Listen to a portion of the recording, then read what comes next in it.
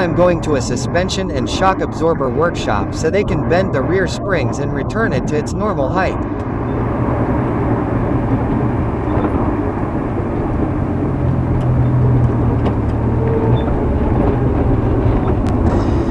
There's always someone watching you and maybe taking a picture to send on WhatsApp.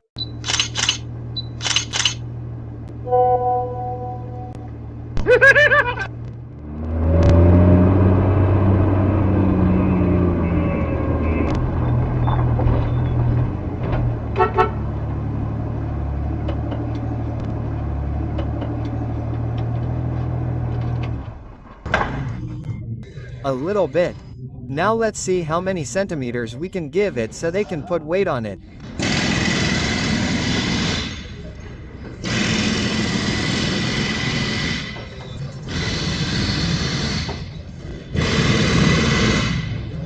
Meanwhile, the people from Elastico Don Pippo take care of bending the springs and raising the Ranchero, at least the back because it has coils in the front. Well, we're going to continue with the topic of cameras. I'm going to continue telling you how this works. You've already seen some images, but I'm going to tell you. This camera is the one I have placed in the back, that is, the one that records like a rear view mirror. I tell you. If you want to buy a camera, I don't recommend this one at all, because first of all, it has a very small image of 640 by 480. That's why I also see that on the screen, it's on the bottom right and it's small because if the whole thing pixelates, the image is actually quite poor. And the other problem is that if you look closely, I added a lens. This lens is one of those that come for cell phones. It's a wide angle because the original camera focused like this, meaning that you only see the middle, you don't see anything on the sides. So, I put this lens on it and now it focuses on what you were seeing, which is this, a little wider so you can also see a little bit to the sides. The other camera that I have, which is the one that focuses forward, you can see that it has better image quality because, of course, it records 1920 by 1080, which is the most of the videos we watch on YouTube and they're all of that size, meaning, it's pretty good. This camera is a Chinese camera, like a GoPro, but Chinese. SJC Cam. I used this one a lot. Most of the Route 66 videos are made with this camera.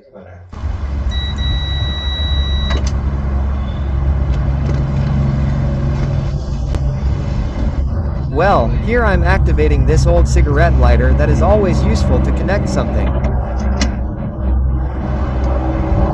And I'm going to put this one that has two USBs and also shows you the voltage here to know if the battery is charged. To make this camera work, which is the front one, I connect it here to the camera and the camera is already configured to work as a car camera or dash cam. When I open the key that sends it power, it automatically turns on and starts recording. This is set automatically.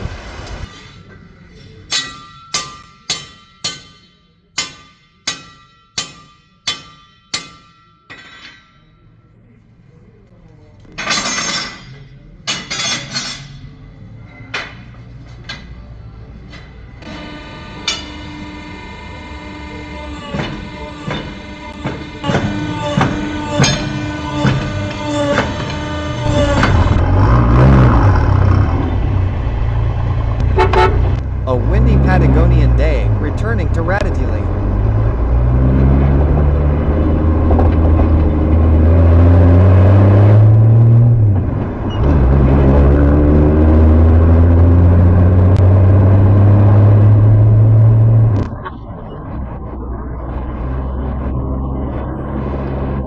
Now I'm going to show you how high up Ratatouille is.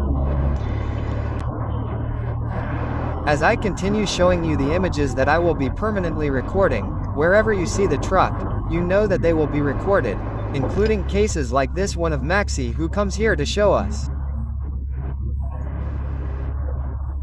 Look how well he stops that truck. How amazing. Congratulations, Maxi.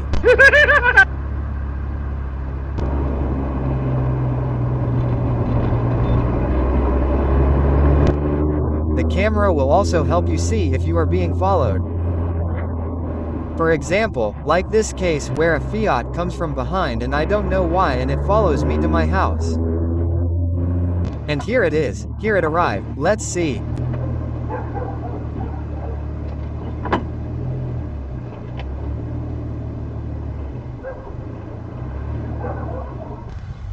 Well, let me tell you, that gentleman that you saw on the rear camera, his name is Leonardo.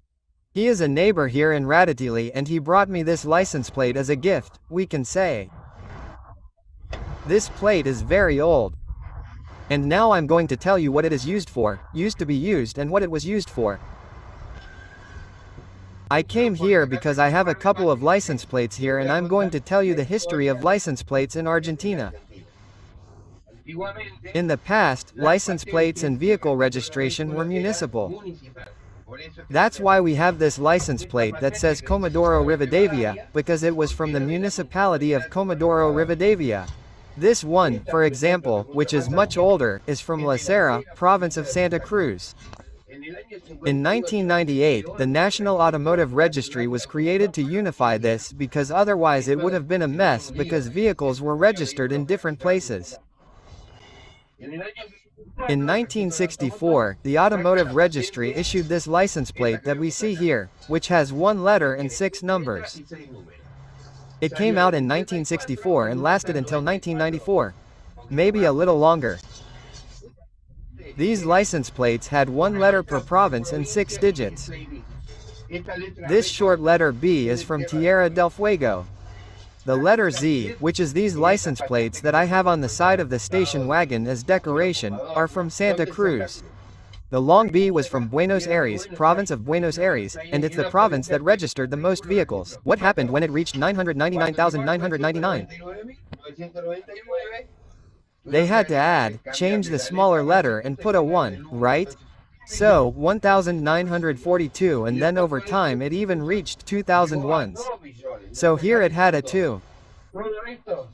All this was changed in 95, when the unified license plate came out for the entire country, which are the 3 numbers and 3 letters. But all of these, for those of us who are a few years old, we know this one and by this letter we knew which province it was from, although we had to memorize it, because it wasn't very logical, let's say. The life of Buenos Aires, perfect. The U for Chubut, the Z for Santa Cruz. I'm going to leave the list here so you can see and try to understand how they determined which letter each province was, because some, if not most, don't match anything. You knew which province it was by the letter and by that little plate they put on the bottom. Each one knew which municipality the vehicle belonged to. Like this one that we are now identifying with the city of Ratatili, and this is my beautiful dog Lazaro. In a previous video I showed you how the suitcase I had as an ornament on the roof got ruined. Okay, the time has come to do what I promised, disguise that trunk as a suitcase.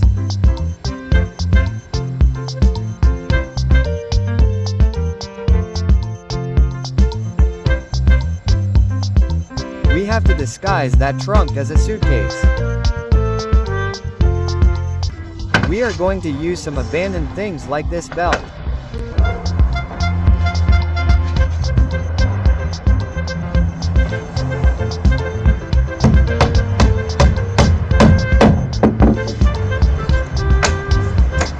Let's see if it lasts longer than the original suitcase.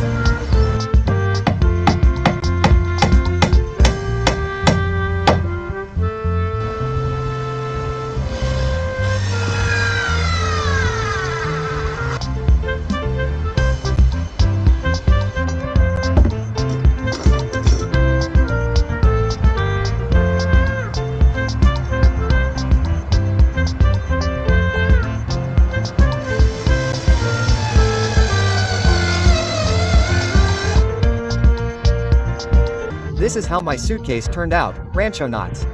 Now, yes, it looks like a suitcase or not.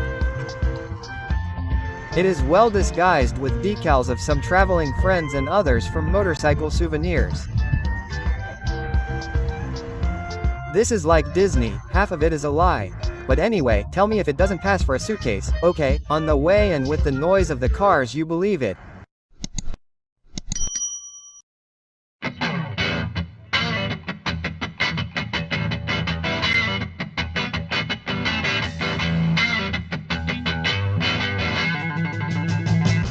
We are going to make a water tank.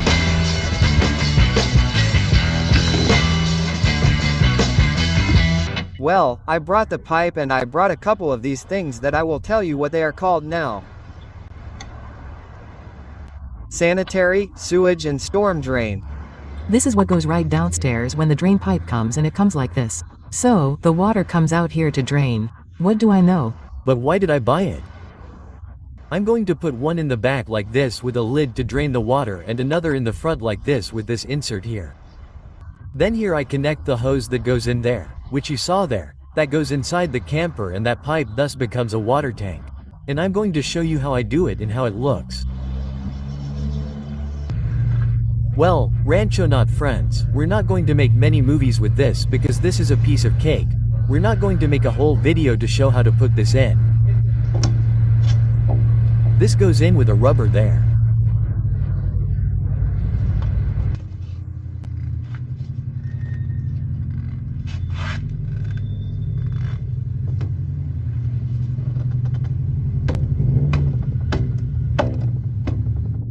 That's how it was. It's supposed to be like this, it doesn't need anything else. That's where the back part would be, so it would be to pour the water through here and fill it. On the other side is the outlet.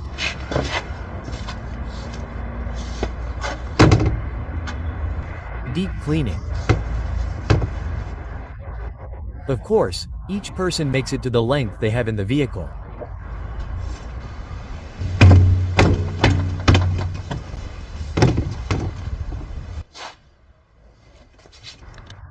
That would be the whole secret. There is the inlet. Here you pour the water and here I have to insert this. I connect the hose. Done, it's done.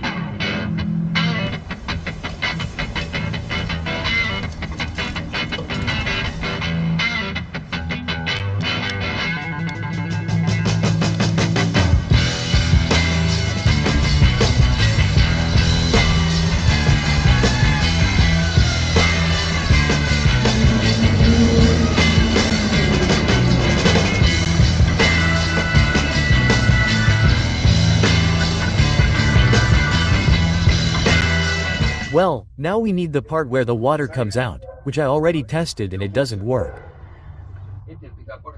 This magic door handle drips in all directions, but it's going to work there. Well, now it's nothing a grinder can't fix. I changed the angle and now the water goes into the sink more or less, but hey, it's improved.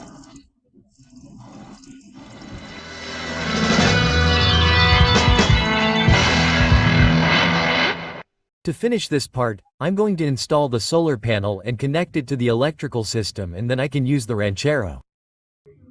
With the roof rack renewed, the light and water installed, we're now ready to go out for a little ride in the Ranchero. So I'm going to Comodoro. The Falconer meeting is being held in Comoro, and well, I'm going to show you a little bit about how the event went.